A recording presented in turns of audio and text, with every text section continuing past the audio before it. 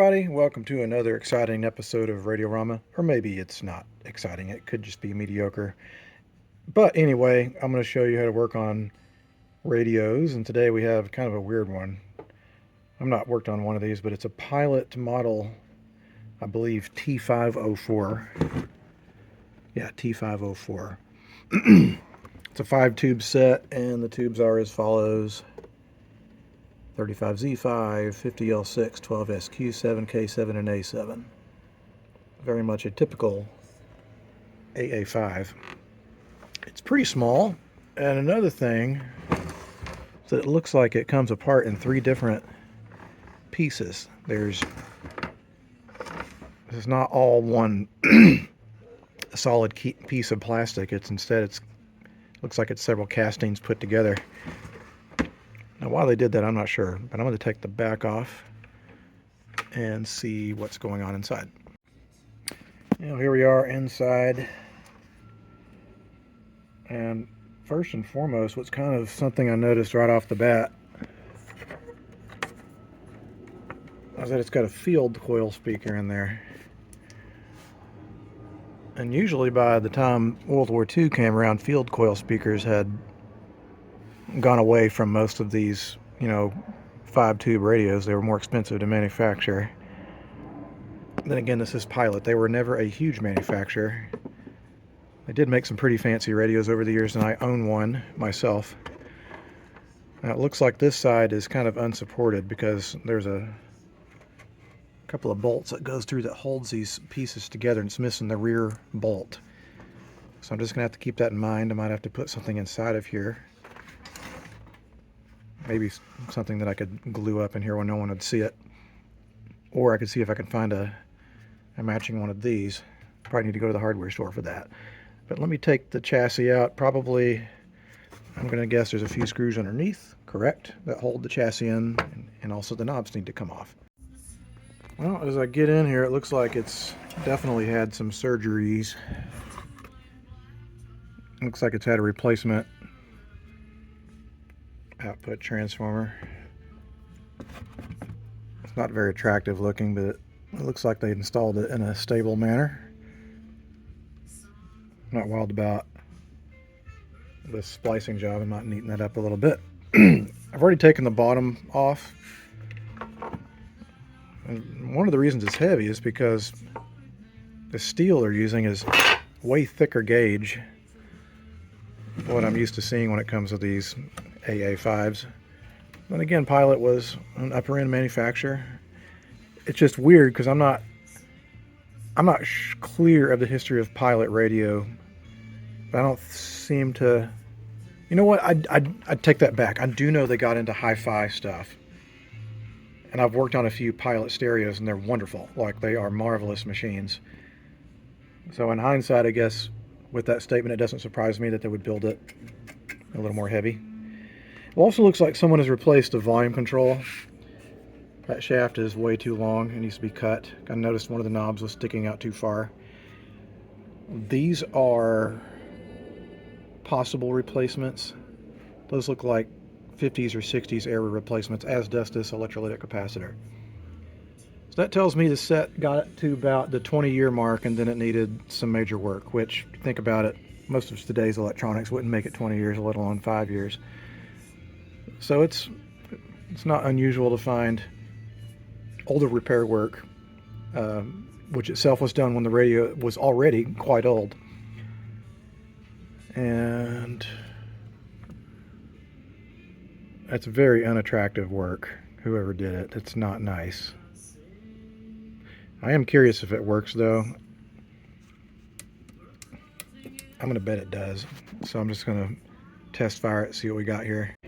We've got a problem in that it won't even turn on. The replacement switch is stuck. I don't know what brand this is, but I've seen numerous examples of this blue plastic switch before. And the switch is almost always stuck on them. I could tell because it was making a funny noise when I was turning it off and on. It wasn't clicking very aggressively. That sounds way better. So let's see what happens when we try it now.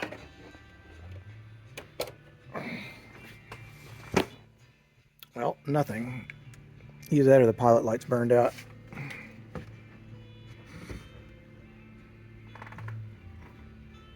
I think that switch is messed up. Still messed up, so let me get out my multimeter. Okay, the deal is I'm getting 110 volts in, but the switch is definitely out of commission. So I'm going to try to work it loose. There's a few other tricks you can do.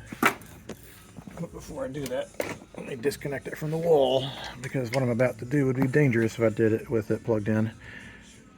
Sometimes you can just heat up your terminals on the switch. And what that's going to do is that's going to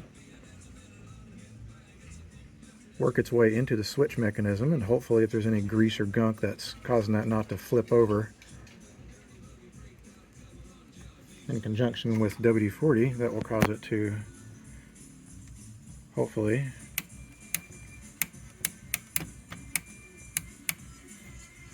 it's really on here pretty loose too.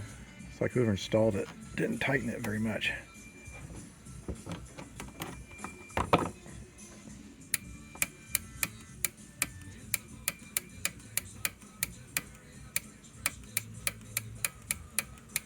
Okay, I'm too lazy to... I really need to get a better thing for my phone so I can test things while talking to you at the same time. So let me run across this switch here. Wait a minute. Wrong setting on the multimeter. Okay.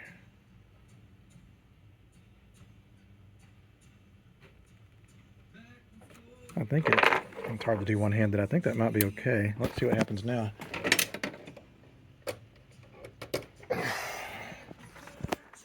Nope. Well, no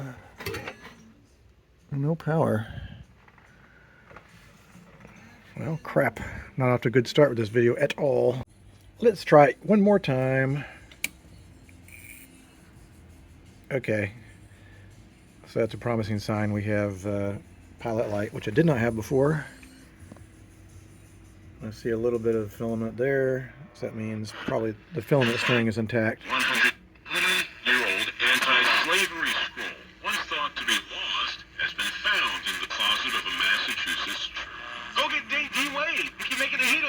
Past his prime. Boy, was that bad. Exactly. Remember how bad that was? So bad.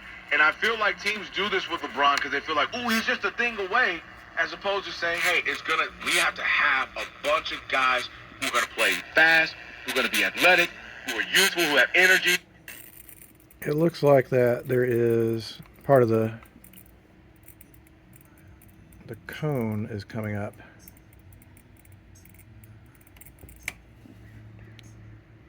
And something just started making a very unpleasant sound just now. What was that? I should have not actually had this on for as long as I did. That's a big no-no. Let me unplug it and see if anything's heating up in here. No.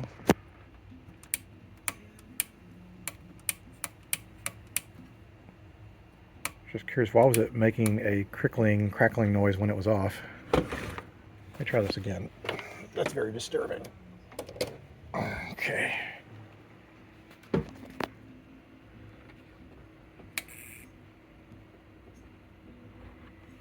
Tell you what, it seems like the volume control is also not very effective.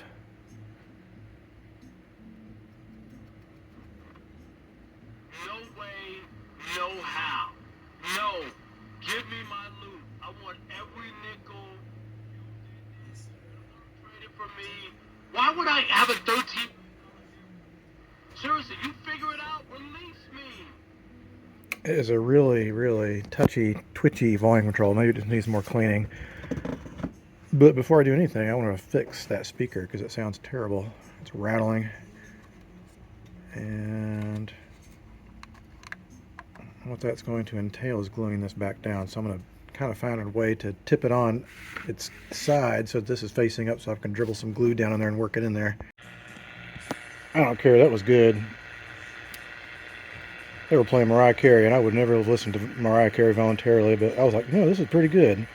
I looked on my phone, what's on the radio, and that's what it was. The radio in my garage, not this radio. But anyway, I put some glue down in there to try to give me my money and figure the rest out later has really been perfected. So I'm surprised Barry to be able to do it and give him money right now. I'm dead serious. Like, that's a lot of money. I think he's crazy. But it's only the 13.8 total, right? Okay, so I put glue all around the surround there, and what I do is I just crank it up. ED, low T, and incontinence, and Oh boy, incontinence.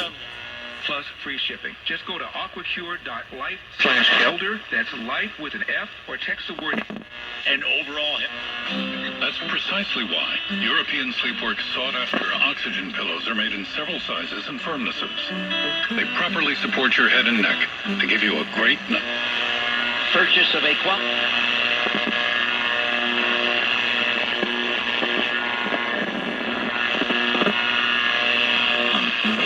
Big Steal Days are happening now. You won't want to miss our biggest sale of the summer. Scorecard members earn a trip of 150 or more. Plus 3 days of amazing savings start Tuesday. Check out offers from brands like... Alright, well, it seems like it sounded a lot better, and it's reasonably sensitive for its hacked together, not really restored state. Let us take just a moment to admire how awful this looks. You just got like masses of wire kind of like globbed together. It's like a sculpture made out of solder. So I just want to kind of like undo all of this nasty kludge. So I'm going to pull this guy out of here. I'm going to replace it with these 3 capacitors.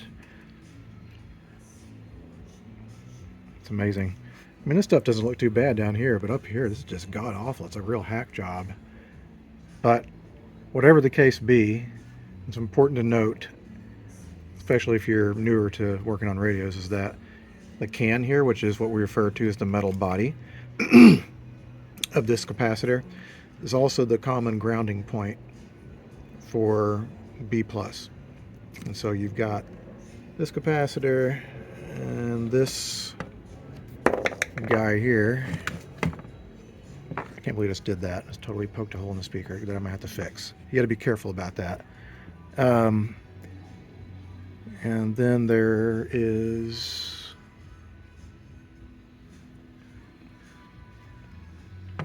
well, that's it. It's just this capacitor and then this lead here. So let me go ahead and fix that speaker before I get started a bit. Bottom line is that if you look in the center here, there's 3 lugs. There's this one and this one and this one. And those are 3 individual electrolytic capacitors. I wouldn't trust anything of this vintage. This looks like it's probably 60s era. And we're going to replace it with these newer electrolytic capacitors, individual capacitors. And then again, we'll need to make sure that both of our grounds here are connected together, and obviously that big wax cap along with the rest of these and these blue ones all need to be replaced too. The most critical one is this one, this big huge guy here. This is the 2 ground capacitor, meaning on the other side of this is 120 volts coming out of this cable, this power cable, and in order to lower the potential amperage I could get to the case, this guy here, the chassis, they've added this capacitor. The only problem is that's a pretty big value, and that'll still give you kind of a jolt, kind of unpleasant, like you'd probably pull your hand away and be like, ow. It's not as easy on this one because it has a complete back, and this is fully inside of a plastic case, but in order for this to pass our own museum's safety standards, we have to replace that, not only with a different value, but a different kind of capacitor. I've actually opened a few of these up. These are just paper capacitors. Even though they have a plastic body, they're just still paper inside. So they're no good. They're just as bad or worse as these older guys up here. So replace them all. Oh, the hits just keep on coming. I was in the middle of doing the capacitor replacement, and I noticed that's all loose too. This is bad, really bad craftsmanship. It's also dangerous having loose things like that. if there's any kind of voltage on it, it's going to build up some resistance, which will generate heat. So I'm amazed that this worked at all when I tested it. All right, here's day 2. I had to stop working on it because my wife came out and it was time to visit. And it's important. Don't let your hobbies affect your personal life, especially with your loved ones. Make time for everybody in your life. Anyway, that's my advice anyway. And I'm looking down here. I didn't see this until now. There's another capacitor under here. So I'm going to have to dig that out of there. But before I do that, I want to replace all these annoying big blue guys because they're just stupid and silly, and they're taking up a lot of room, and whoever installed them did a crappy job. So I just want to clean that mess up, and then I'll replace the rest of the factory parts. And then what I need to do is find a clear piece of plastic somewhere. I'm hoping that maybe I saved a few of those salad or cookie containers. You know, the ones that you get at the grocery store that have like large quantities of clear plastic on the front and back. Sometimes I use that. But the salad ones, for some reason, they're like the most clearest, because I guess they have to make the salad look extra delicious. But yeah, if you're a cheap ass like me, perfect way to go. Otherwise, you can do something legit, like get a piece of plexiglass or a piece of glass or whatever. Yeah, all right, here we go. Sorry, there's garbage blowing down the street and it distracted me. Literal garbage. Anyway, I've got it recapped here. And I kind of neatened up everything, and I found more connections. Oh, I realized I just missed one. There's still one here. But I'll get that in a minute. But I also tightened up the volume control, and this cap was going off the band switch, and it was just loose and wiggly. You can see how it's physically cracked open. That's why these guys are no good. Again, they're just like paper caps inside of plastic. So I wouldn't trust them. But even though I didn't get that last cap replaced, let's go ahead and fire it up and see if there's any change in reception. And by the way, this thing does not appear to have an antenna. It's weird. You have to like hook up a wire to it. It's kind of bizarre. Already there's an improvement, because that pilot light initially would hesitate for just a split second before turning on. Which makes me think something was shorted. I'm also wary that this volume control might be the wrong value. Alright, it's coming up. The pilot light's coming up around. And African Americans have been very vocal to tell. And obviously to get better defensively. Proceso de evitar caer. What we do is prove that, because we used to talk about that when we were young. We actually saw it happen. So it's very beautiful. Trying to find something with music on it.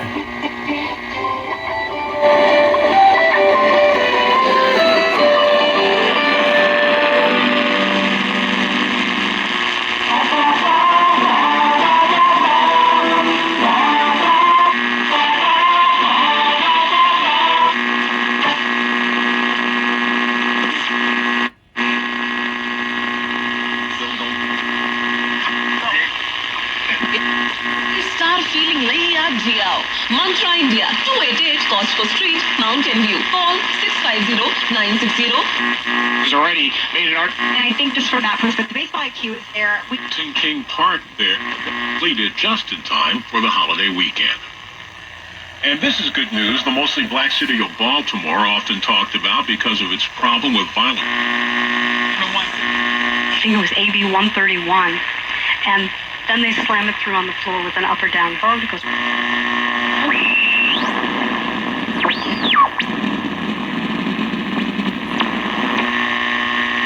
It's apartment buildings, and the California Contract Cities Association isn't happy. The executive director said it allows housing on up to 20-acre parcels to skip environmental review. feel like I've got a dirty contact going on here. Let's see. Just give it a little contact cleaner. Had some experience with trailer bills doing policy. When you did this. That's communityfoundation.net. Can help provide food, shelter, healthcare, and hope. That's community. Just in the off season, I didn't want to do too much. Put fuel in a rental car, and I was talking to the Verse 23. And in the course of the night, Jacob arose. Well, it seems to be working all right. I definitely want to fix some of the crap that's going up top too, because there's definitely some weird looking stuff happening up top too. Boy, does it look rusty and crusty up here. I'm gonna guess a mouse peed on this at some point. That's what that looks like. I didn't see any mouse droppings or anything like that. But if you ever see something like this and you don't know how long it's been since it's been peed on or whatever, or shit on or whatever from mice, then it's probably best for you to let it sit for a week or either that or put it out in the sun for a while. Because out here in the West, they have hantavirus.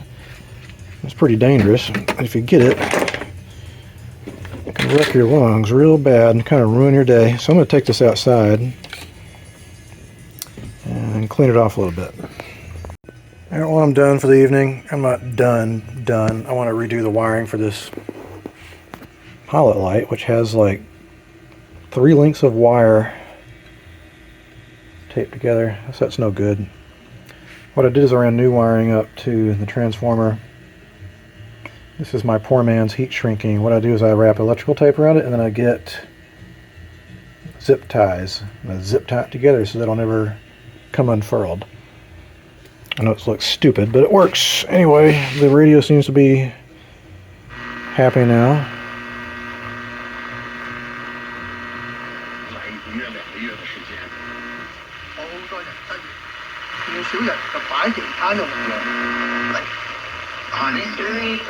thing that I'm listening.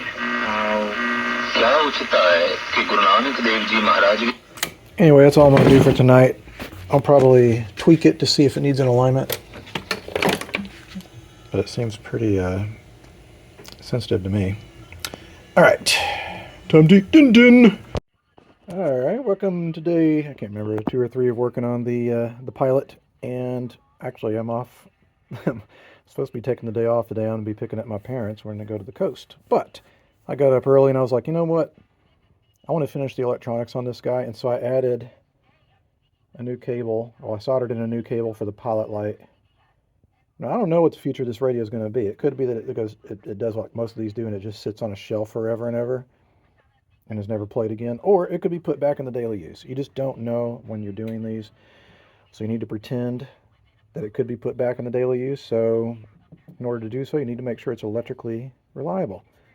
That means doing things like this instead of having whatever that awful cable that was held together with pieces of masking tape. And likewise, the same goes for underneath. Like, you need to make sure that your electrical work is safe and reliable. I think one of the first instances that we had an experience that told us that it's a good idea. I mean, it seems like an obvious thing, but we had a young couple who bought a Crossley from us and used it for a few years and then contacted us because it quit working. And what had happened is that some of the rotten rubber wiring in it had shorted, and luckily it didn't damage anything, but we fixed it. But these days, we make sure that when we get done with these, we'll let them play for a few days. Because if something bad is going to happen, it's probably going to happen shortly after you've restored it, and any of the other components that might be getting stressed or heated up and cooled down, they're going to break probably within the first day or so of you using the set after an overhaul. So it's best to go ahead and stress test them while you have them in your shop. And I do that with all of these radios. Sometimes I'll let them go for, especially if it's something that I know is going to be used, I'll let it go for a week. And if it still works after a week, then I consider that good. But this is a surprisingly sensitive little radio.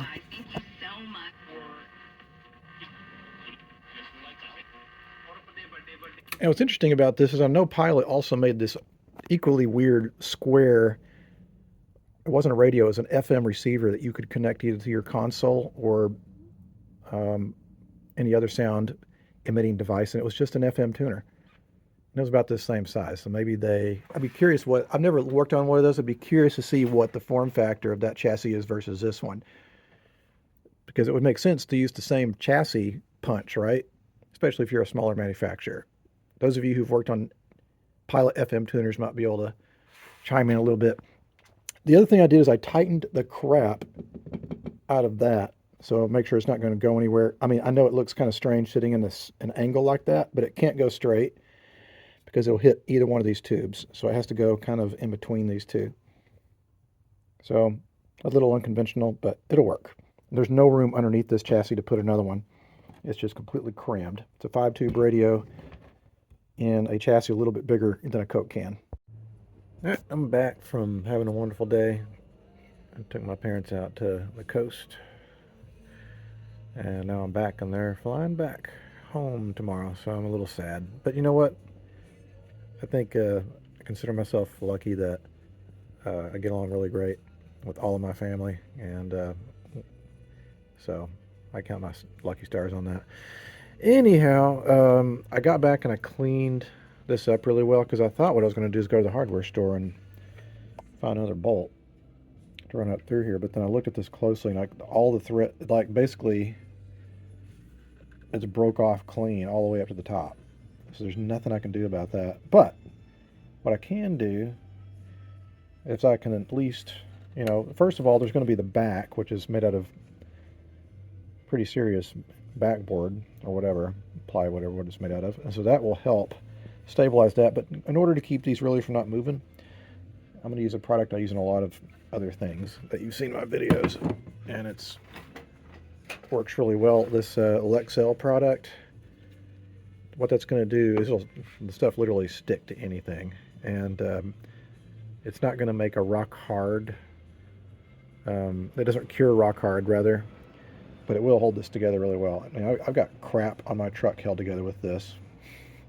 Nothing important, but it works. So that's what I'm going to use on this to glue it up, and it can be sitting there drying or curing while I look for a piece of plastic for the front. Okay, well, I let this sit overnight, and it got hot today, so it's been sitting out here in the hot garage. So that's all set. No more weirdness. That'll not come apart again. I did clean this up before I actually glued it, though, so it's good and squeaky clean. And I dug through all my trash and recycling. I couldn't find any clear plastic container plastic, but I do have a few scraps of plexiglass. So I'm going to cut this out, and plexiglass, it's funny stuff. It's real easy to shatter. So you got to be careful when you cut it. I tend to score it, and eventually you can snap it. Again, just take your time on this. There's some saws that will cut it. The problem I have with sawing it is that it'll melt the edges, and I don't know, it's nasty. So I'm just doing it the old-fashioned way. Yeah, it wasn't too bad. That took all of about 3 minutes to cut out. And since I'm very responsible, I've had this piece of plexiglass shoved in with my scrap plywood for years, so it's all scratched up. Luckily, I found that plexiglass polishes out pretty easily. I think it's intended to. The stuff was used extensively in World War II. So if you see some of the ball turrets or some of the extensive windows that are on some of those B-50, well, not B-50, I'm getting my aircraft mixed. I am not a World War II specialist by any means when it comes to aircraft identification. But the Flying Fortress, a lot of the windows in that were actually made out of plexiglass. And plexiglass scratches semi-easily, so it needed to be something you could buff out if you needed to. So that's what I'm going to do. I'm going to buff this out, and then I'm going to install it in the case.